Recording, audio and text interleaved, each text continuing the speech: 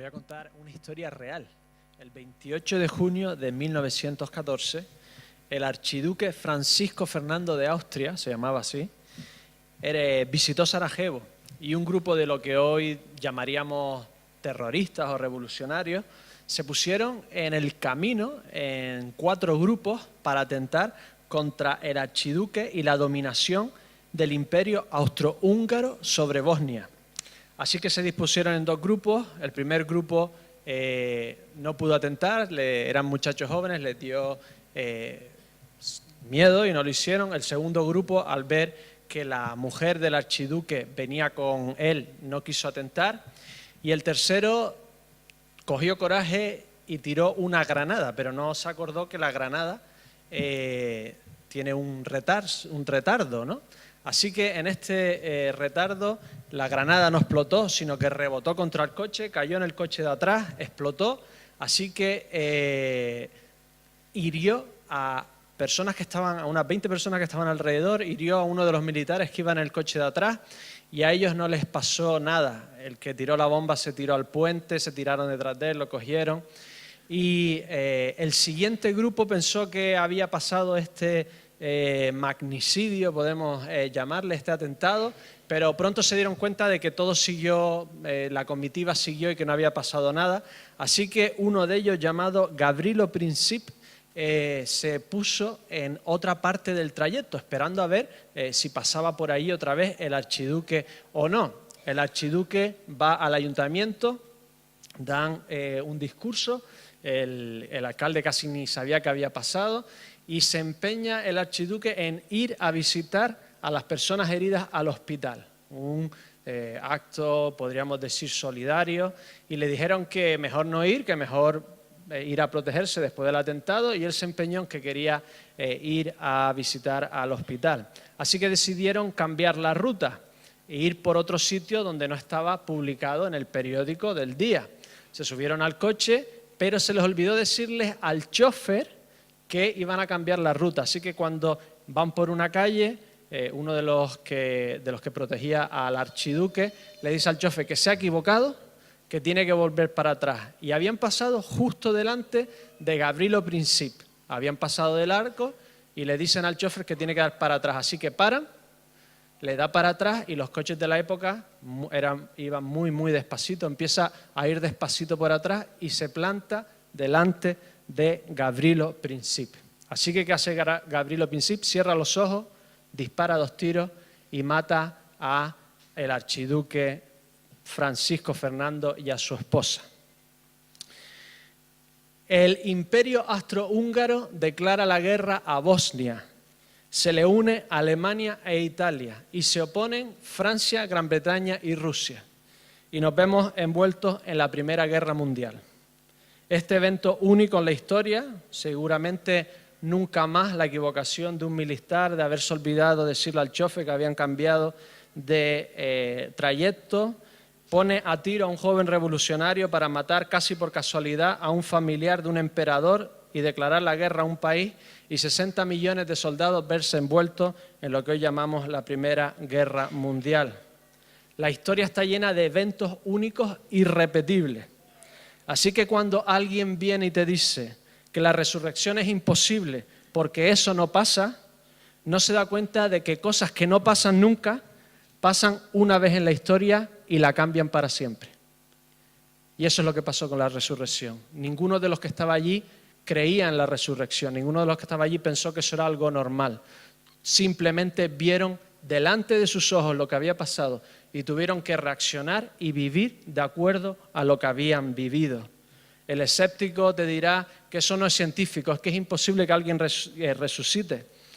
Pero ¿a qué se refiere cuando dice que algo no es científico? ¿Que no lo puedes repetir en el laboratorio? ¿Cómo se puede repetir un evento histórico único en la historia en un laboratorio? La sociología trabaja a través de encuestas, la literatura a través de crítica literaria, comparación de textos, etc. La medicina, ensayos clínicos. La historia no se estudia por empirismo, se estudia por hechos históricos, manuscritos, restos arqueológicos, tradiciones orales. ¿Qué es lo que ha pasado en el pasado? Y todos estamos de acuerdo que lo que nos dice la historia, más o menos, tiene tintes de verdad y más o menos eso es lo que pasó.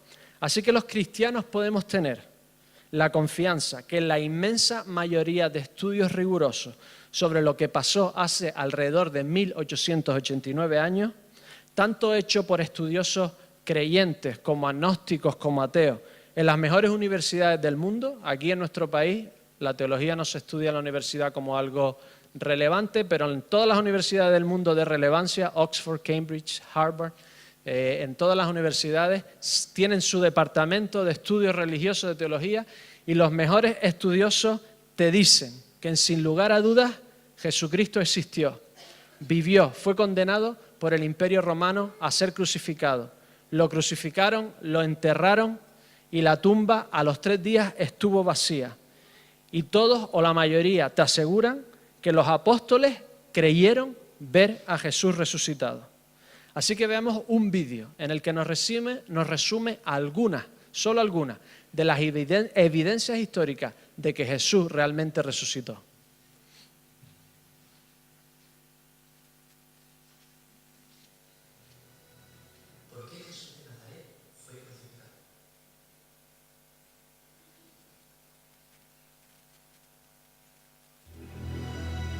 ¿Por qué Jesús de Nazaret fue crucificado? ¿Por qué Jesús de Nazaret fue crucificado?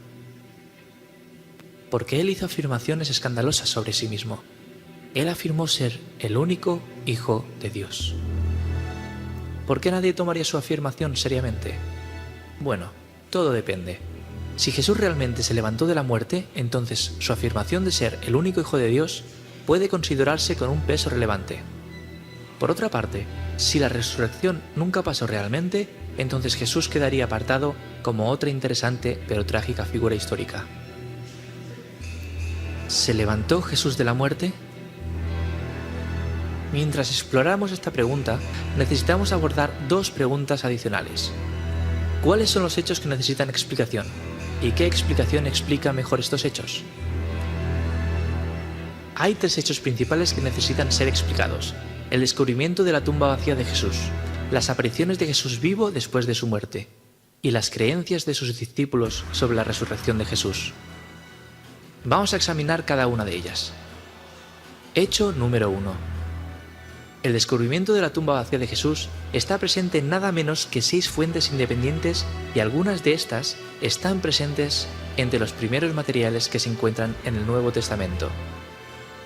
Esto es importante porque cuando un evento queda registrado en 2 o más fuentes sin conexión, la evidencia histórica que un evento haya pasado realmente aumenta. Y cuanto más recientes sean las fuentes de la fecha, más confiables son. Por otra parte, los evangelios indican que fueron mujeres quienes descubrieron la desaparición del cuerpo de Jesús. Esto es probablemente histórico, ya que en esa cultura el testimonio de una mujer era considerado más que sin valor. Una leyenda literaria o una invención hubiese puesto hombres realizando este descubrimiento. Nuestra confianza en la tumba vacía aumenta examinando la reacción de las autoridades judías. Cuando oyeron el informe que la tumba estaba vacía, dijeron que los seguidores de Jesús habían robado el cuerpo. De esta forma, admitiendo que la tumba de Jesús, de hecho, estaba vacía. La mayoría de los estudiosos se aferran firmemente a la fiabilidad de las declaraciones bíblicas sobre la tumba vacía. Hecho número 2. Las apariciones de Jesús después de su muerte. En una de las primeras cartas en el Nuevo Testamento, Pablo provee de una lista de testigos de las apariciones de Jesús resucitado. Él apareció a Cefas y después a los 12. Después apareció a más de 500 hermanos a la vez. Después se apareció a Jacobo. Después a todos los apóstoles. Y al último de todos se apareció a mí. Además, varias apariciones de la resurrección de Jesús son independientemente confirmadas por los evangelios. Sobre la base del testimonio de Pablo, prácticamente todos los estudiosos coinciden en que varios individuos y grupos de personas experimentaron apariciones de Jesús con vida después de su muerte. Puede tomarse como históricamente cierto que Pedro y los discípulos tuvieron experiencias después de la muerte de Jesús, en las que se les apareció como el Cristo resucitado.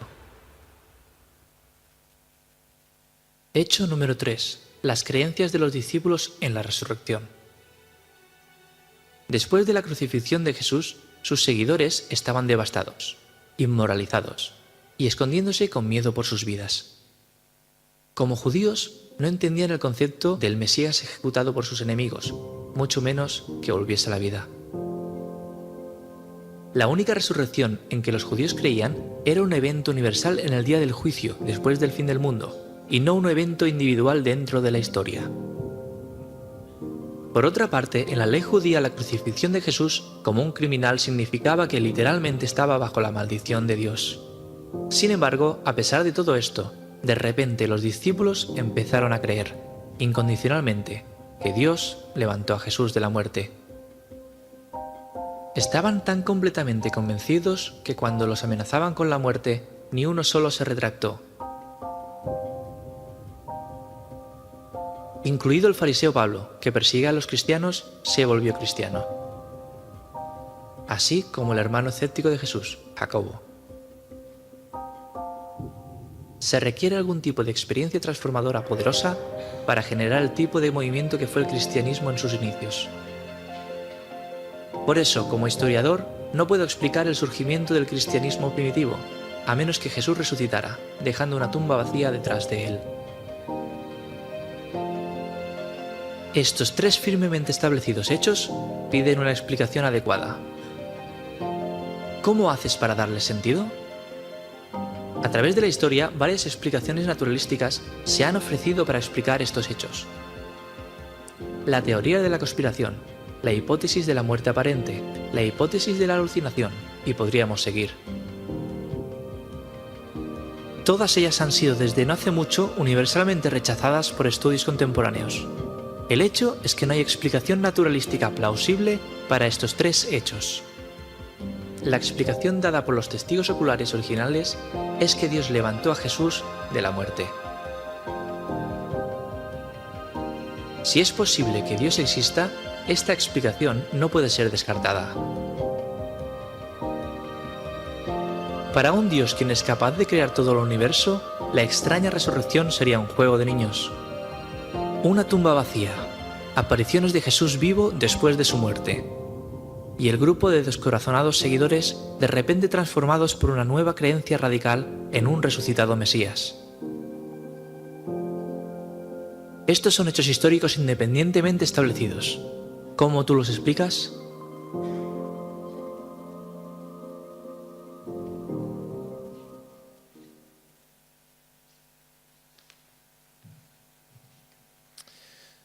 ¿Cómo los explicas? Y esto tiene una gran importancia, porque el cristianismo se diferencia de cualquier otra religión e ideología en algunas cosas y dos fundamentales. La primera, toda ideología te dice que tienes que ser bueno, ir siendo bueno para acercarte a Dios. Lo más bueno que eres, lo más cercano a Dios que llegas, más favor de Dios encontrarás. Pero este camino siempre se ha convertido en un camino tremendamente lleno de culpabilidad, de dudas, de remordimientos. El cristianismo es todo lo contrario. Te dice, Dios viene a ti, Dios viene a tu vida y después te ayuda a vivir la vida que deberías vivir. Y la segunda de las diferencias es la resurrección.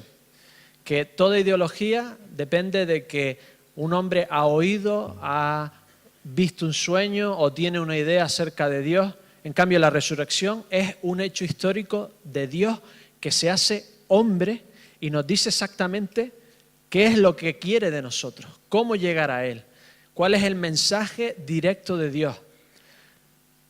El cristianismo te dice que Dios se hizo hombre y nos dijo explícitamente cómo podemos tener reconciliación entre nosotros y Dios.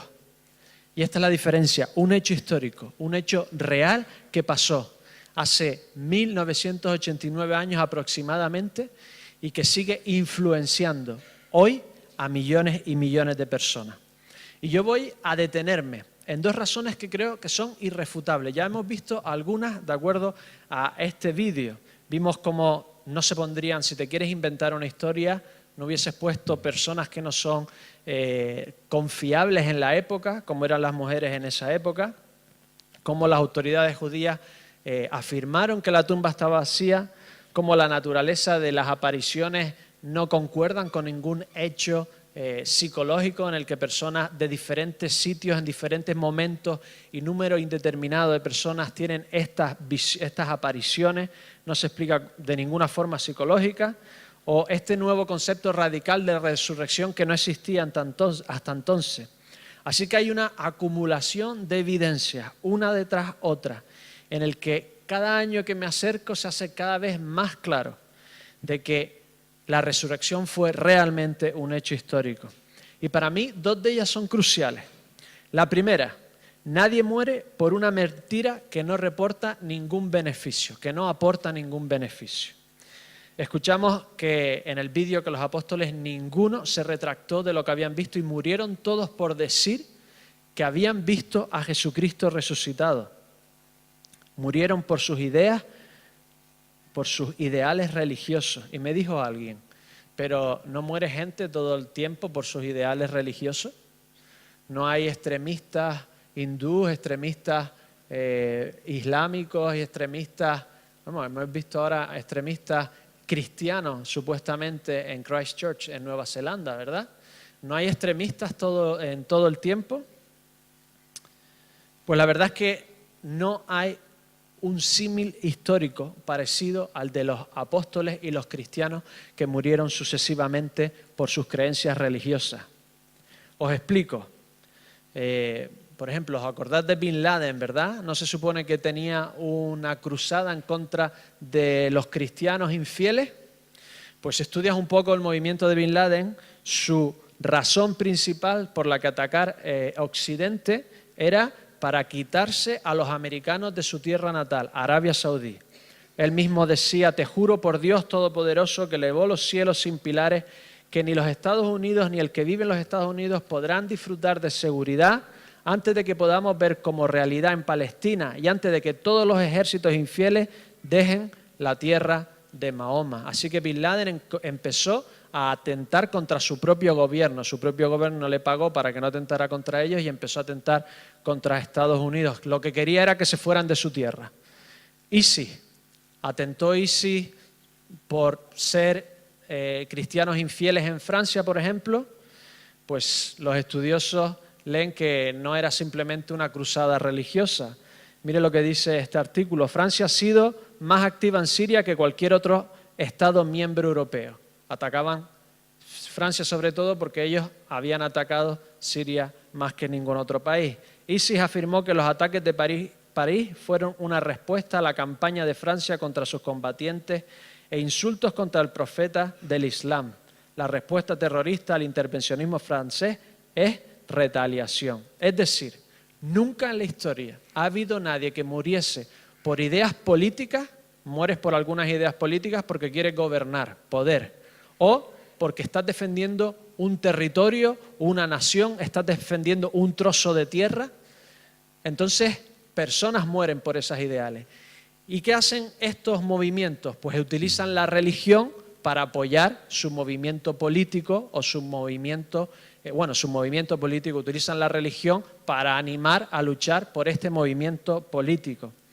Así que no hay ningún movimiento destacado que murieran simplemente por ideales espirituales.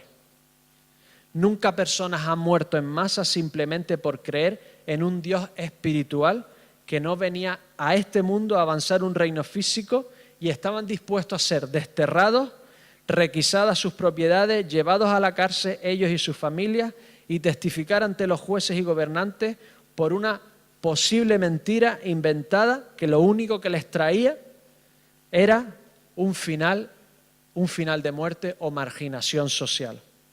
No ha existido jamás un grupo de personas que sin ganancia alguna defendieran una mentira y murieran por ella. Y cientos murieron por decir que Cristo había realmente resucitado. Analízalo. ¿Por qué miente la gente? A ver, ¿por qué mentís? Aquí no hay mentiroso, ¿verdad? Por orgullo, por poder, por interés, llegas tarde y dices, aquí en este país, llegar tarde y decir una excusa es casi ni mentira, ¿no? Llegas tarde y mientes, ¿para qué? Para quedar bien en el currículum. ¿Por qué se miente? Todos tenemos un nivel nativo de inglés, ¿no? Aquí no hay ninguno que tenga un nivel medio, todos, ¿no? Y un día horroroso, te echas una foto sonriendo, ¿por qué mientes? Por quedar bien, ¿no? Por tener un estatus social. Es incluso legal mentir en el juicio si eres culpable. No se te pide que digas la verdad. Es legalmente aceptable, es legalmente, está admitido que tú eres el culpable de algo y digas que eres inocente. Eres el único que se supone que puede mentir. ¿Conoces a alguien que mienta cuando no le trae un beneficio propio? Hechos de los Apóstoles 8:3. Y Saulo asolaba la iglesia y entrando casa por casa arrastraba a hombres y a mujeres y los entregaba en la cárcel. Si se llevaba a los hombres y las mujeres, también seguramente se llevaría a los niños. Y eran cárceles en las que no había ni piscina, ni mesa de ping-pong, ni gimnasio, ni enfermería. Eran agujeros apestosos y húmedos diseñados para torturar a la gente, y esas personas estaban dispuestas a llegar allí y que llegaran los suyos por decir que realmente habían visto a Cristo resucitado. No hay teoría histórica que explique no hay caso ni parangón histórico. Un grupo de judíos resistió ver a sus familias, mujeres y niños encarcelados y muertos por decir que Jesucristo los había matado, sin ganar nada a cambio, sino simplemente la reacción, hacer reaccionar a aquellos que lo estaban matando. El odio puede ser un motivador muy grande y vemos extremistas religiosos que por odio son capaces de morir matando. Pero no hemos encontrado jamás a alguien que muera por amor a aquel que le está matando. Y esto solo puede venir de Dios. Esto solo puede ser un hecho real que pasó en la vida de esas personas. Y esto me lleva a mi segunda prueba histórica. Monoteístas como los judíos, como los 12 apóstoles, no complicarían a Dios con otra persona en Dios, es decir, Jesús. ¿Me entendéis? Tú eres politeísta, tienes muchos dioses, te cuentan que hay uno solo, es más simple, tiene mucho más sentido. Todo se explica por algo más simple, ¿verdad? Nunca hay un politeísmo, un monoteísta que se vuelve politeísta normalmente, ¿vale? No es el movimiento normal de las religiones, de las personas. Pues estos judíos totalmente monoteístas complicaron, en cierta forma, a Dios. Y de repente empezaron a ver a Jesucristo como Dios, viendo a Dios como un ser con varias personas. Dios Padre, Dios Hijo y Dios Espíritu Santo. Ellos no se lo hubieran inventado si no hubiesen visto a Jesucristo resucitado. No hubiesen complicado a Dios si no lo hubiesen visto de verdad. Os lo explico. Mira lo que creían los judíos. Deuteronomio 6:4. Oye Israel, el Señor nuestro Dios, el Señor uno es. Guardad pues mucho vuestras almas, decía Deuteronomio 4:15 al 16, pues ninguna figura visteis el día que el Señor habló con vosotros en medio del fuego, para que no os corrompáis y hagáis para vosotros escultura, imagen de figura alguna, efigie de varón o hembra.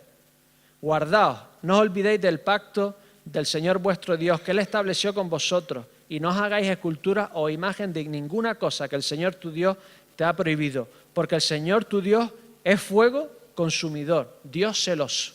Sabían perfectamente que Dios no admitiría que adorasen a ninguno otro que fuese Él solo. Deuteronomio 4:39. Aprende pues hoy y reflexiona en tu corazón que el Señor es Dios arriba en el cielo y abajo en la tierra y no hay otro. Tuvieron que ver realmente a Jesús resucitado, pero no solo resucitado, porque habían visto a Lázaro resucitado. Lázaro resucitó y ¿cómo lo vieron? Con su cuerpo adoraron a Lázaro.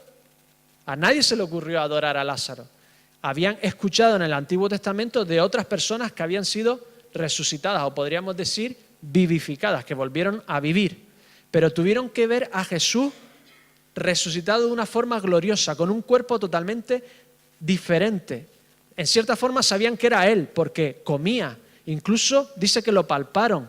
Pero también de repente veían que aparecía en medio de puertas cerradas y estaba en un sitio y a la vez estaba en otro, y que salía elevado hacia las nubes. Tuvieron que ver realmente a Jesucristo glorificado, con un cuerpo glorificado, para que se pusiesen de rodillas y lo adoraran. Mateo es el evangelio a los judíos. Tiene más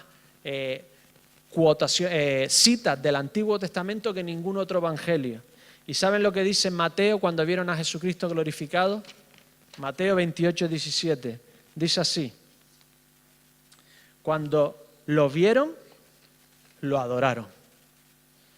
Es decir, desde que vieron a Jesús comenzaron a adorarlo, comenzaron a cantarle. Encontramos himnos en Colosenses, en Filipenses, que se le cantaba a Jesucristo. De repente se le oraba: Maranata, ven pronto Jesús. Se le veía con los atributos divinos en el que creaba, sostenía el universo, que vivía en ella, les hablaba, les ordenaba. Fíjense, Pablo, un fariseo, más judío que Pablo no había ninguno. Y mira lo que dice Pablo en Gálatas: gracia y paz sean a vosotros, de Dios el Padre y de nuestro Señor Jesucristo. En Gálatas 1:10. Dice: pues busco ahora el favor de los hombres o el de Dios, o trato de agradar a los hombres, pues si todavía agradara a los hombres no sería siervo de Cristo. ¿De quién está diciendo este judío que era siervo? De Cristo. Pero mira lo que decía en Deuteronomio 6:13: al Señor tu Dios temerás y a Él solo servirás y por su nombre jurarás. Un judío solo se diría siervo del mismo Dios. Y el judío Pablo dice que era siervo de Cristo. Así que si ellos no hubiesen visto a Jesucristo resucitado, glorificado, no se hubiesen puesto de rodillas, no lo hubiesen adorado, no hubiesen empezado a cantar y hubiesen muerto por decir que habían visto a este Dios hecho hombre crucificado. ¿Os acordáis que dijo Jesucristo delante de Pilato? Yo soy rey de otro mundo. ¿Qué otro mundo existía en sus mentes? No eran extraterrestres. El único otro mundo que existía para ellos era el mundo divino, el de Dios. Y Jesús dijo: yo soy el rey de ese mundo. Yo soy el rey de los cielos. Y cuando lo vieron resucitado y glorificado, lo creyeron, se postraron de rodillas y lo adoraron. No te inventas y mueres por una creencia que te autocondena. Ellos dejaron de creer en el Antiguo Testamento. ¿Los cristianos hemos dejado de creer en el Antiguo Testamento? O sea, Pablo, los apóstoles siguieron creyendo en el Antiguo Testamento, en el que decía que Dios era solo uno, y de repente se arrodillan delante de Jesús. Es decir, que si su motivación era solo espiritual, no se hubiesen inventado una creencia que los hubiese condenado. Si tú estás dispuesto a morir por algo espiritual, no te inventas algo que te autocondena inmediatamente. Si su motivación era solo espiritual, no te condenas espiritualmente a ti mismo y vas en contra del Dios por el que estás dispuesto a morir, porque si no, ¿a dónde vas? Resumo, las evidencias históricas más serias demuestran que Jesús realmente resucitó. Nadie muere por una mentira desventajosa, ni nadie muere en contra de ir en contra de sus propias creencias. Más de 500 personas vieron a Jesús resucitado, porque primeramente, como leyó Benjamín, os he enseñado lo que asimismo recibí, que Cristo murió por nuestros pecados, conforme a las Escrituras, y que fue sepultado, y que resucitó al tercer día, conforme a las Escrituras, y que apareció a Cefas, y después a los 12. Después apareció a más de 500 hermanos a la vez, de los cuales muchos viven aún, y otros ya duermen. Después apareció a Jacobo, después a todos los apóstoles, y al último de todos, como un abortivo, me apareció a mí. Y los que creyeron, a pesar de saber que eso nunca pasaba, tuvieron que aceptar la evidencia delante de sus ojos, postrarse y adorar. Concluyo. En el fondo, La resurrección es la historia mejor contada nunca y está en todas las culturas y es parte del corazón de todo hombre. Piensa en estas historias de semi-resurrección, historias en las que la persona se enfrenta ante las peores circunstancias imposibles que pueda superar, se hunde en la miseria, pero al final resurge para destruir las circunstancias que los rodeaba. Y lo vemos todo el rato en el cine, en las cosas que leemos. Todos hemos visto este adolescente más feo que nada, con gafas, granitos, abusado por el mundo, el patito feo que se hunde en las circunstancias más vergonzosas y de repente aparece como el cisne más resplandeciente que avergüenza a todos sus enemigos. ¿Cuántas películas hemos visto de esto? Amamos cuando los superhéroes son destrozados por la fuerza más maligna y nos hacen pensar que están muertos, pero de alguna forma, por una fuerza superior, resucitan y el enemigo no puede creérselo cuando lo ve resucitado y es destruido porque la resurrección lo ha hecho todavía más fuerte. Por eso amamos las historias de superaciones imposibles, de sacrificios por salvar la humanidad. Amamos a Gandalf resucitando en las 2 torres, a Batman en la leyenda que renace, a la Bella Durmiente con el beso del príncipe o el beso de Maléfica. Amamos cuando resucita Aslan o cuando resucitan en el árbol de la vida, porque la resurrección es la mejor historia jamás contada, porque vence para siempre el peor enemigo de la humanidad, que es la muerte. Y el postrer enemigo que será destruido es la muerte. La resurrección es la mejor historia que puede existir, porque Jesús resucitó de la muerte no para volver a morir, sino para vivir para siempre. Y vive hoy y está avanzando su reino y puede vivir hoy en tu vida y puede ser parte de esta mejor historia jamás contada, que es la resurrección. Solo tienes que pedir a este Jesús que vive, que venga a tu vida, que te perdone por todas las cosas que has hecho, por las que no has hecho y por vivir de espaldas a Él. Y pedirle que te ayude a vivir esa vida que puedes vivir de verdad. Puedes ser hoy parte de la historia de la resurrección. Te pido en esta mañana que lo pienses. Vamos a cantar una última canción.